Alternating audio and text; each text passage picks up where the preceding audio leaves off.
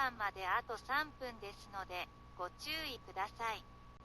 Attention, please. There are 3 minutes until airtime.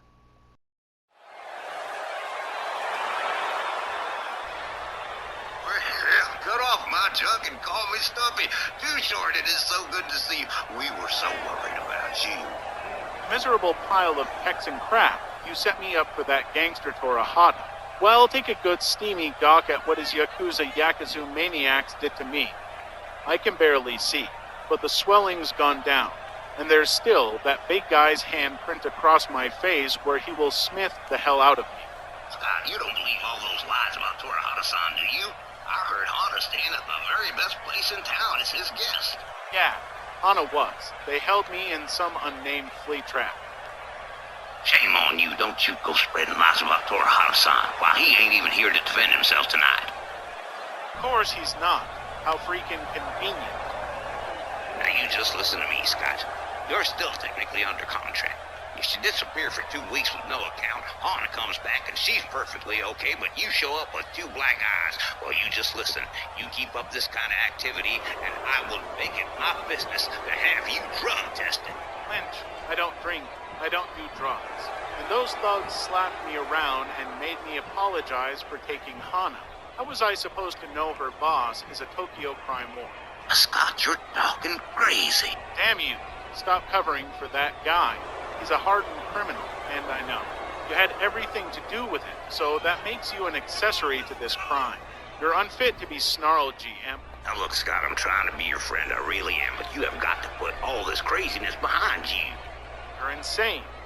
So you went off on a little bender. The first step is admitting you have a problem. I did not. Damn you. You're trying to drive me out, and it's not gonna work. There isn't a thing you can do. Not one. That's gonna make me give up. I'm not saying quit, just cut back a little so you're not seeing pink elephants and Yakuza bosses. This isn't over, Lynch.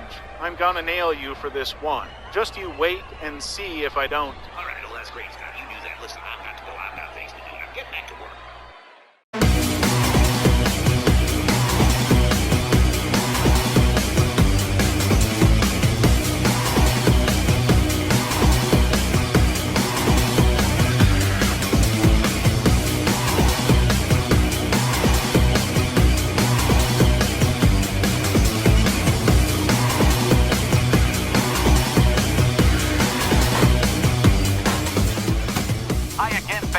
Our extended stay in Tokyo continues with this edition of Rage. Welcome aboard, friends and neighbors, Wally Pardo and Johnny Bianco, and well, it would appear that Snarl GM Tex. Lynch might be just a touch late here, Johnny. He's been all over the building since lunchtime. Wally, there's something sus going on with our paid masked microphone man. He's also kind of in a mood, like he was that last time he went berserk. He blocked us out of here. The back of my neck heats up when he's in those moods. You do whatever you want, but I'm not even making eye-hold contact. I guess we'll see him when we see him, but I hope he's in time for this first out-of-this-world match, one of a kind to stun the mind. Shinsuke Nakamura versus the Great Muta. And here is the recognized king of Japanese strong style, they say. And Shinsuke Nakamura has been doing quite a bit of tag team work with Akira Tozawa. And we're getting to see him in a one-on-one situation here.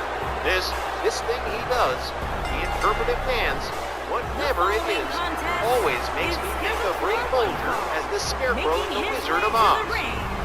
From Kyoto, Japan, weighing in at 220 pounds, Shinsuke Nakamura!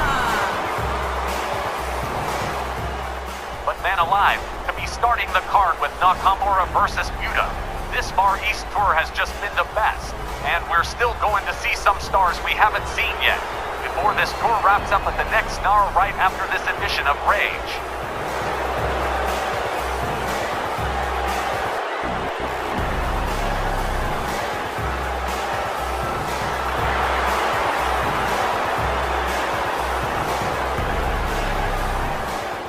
Yes, Wally, Tex's chair still has no text. Tick, tick, over here. Geez, it's like waiting for your bad mood dad coming home on report card day.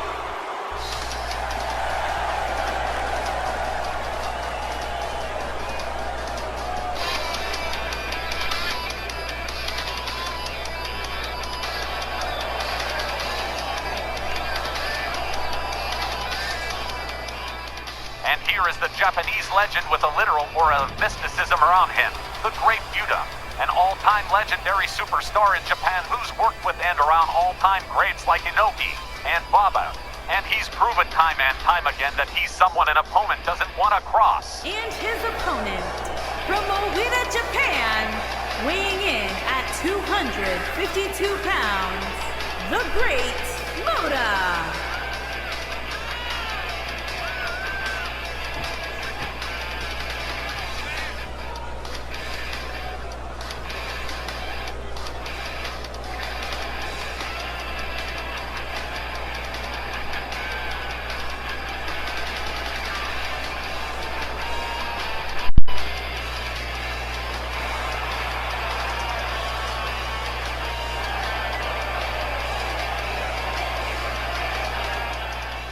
Okay, Mr. Cardo.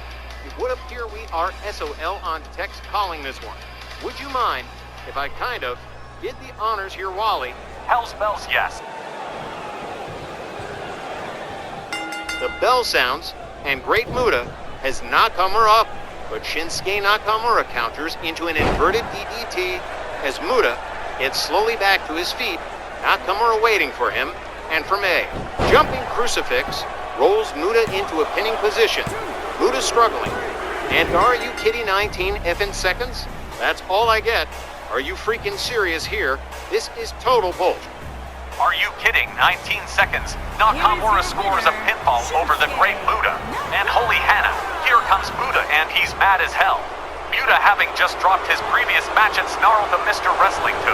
And this, as they say, makes for very, very bad optics. Muta hauling Nakamura back into the ring. Looks like he's gonna decide when this is over, the referee. Absolutely useless fifth post in the middle of the ring here. And the Great Muta has gone. Wholesalus Ballisticus. Muta shoving Nakamura to the mat. Down to 2. Playing a bit of cat and mouse between the ropes. And it is Shinsuke Nakamura battling back here.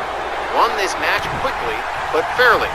But I think the shame and dishonor thing is in play on this one. Muta has to try and do something to go out looking the aggressor as the only means of trying to cover the shame of the 19-second humiliation with a basic textbook crucifix pin. Hey, fellas. Oh, awesome. I'm just in time. Great Muta at ringside. It's over, Tex. The match is over. Cheering on the... What? What do you mean the match is over? Watch that replay. Is it? You missed it all. Well, how about that?